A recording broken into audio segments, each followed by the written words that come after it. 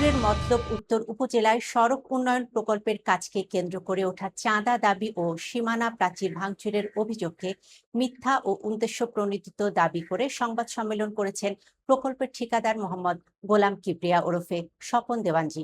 বুধবার বিকেলে আয়োজিত সংবাদ সম্মেলনে তিনি বলেন, টর্কি বকুলতলা থেকে নন্দলালপুর পর্যন্ত প্রায় ৪ কিলোমিটার সড়ক প্রশস্তকরণের কাজ প্রায় ৯,৩০,০০,০০০ টাকা ব্যয়ে বাস্তবায়ন করা হচ্ছে।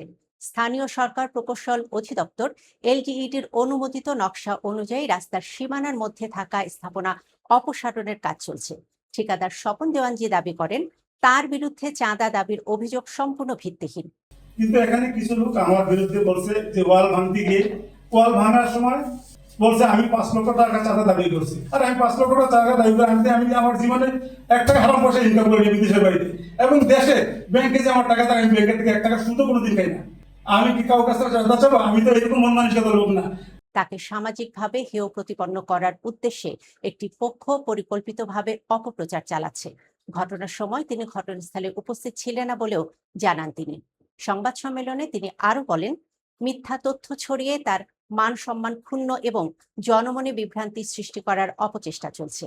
এ ধরনের অপপ্রচারের তীব্র নিন্দা ও প্রতিবাদ জানান তিনি।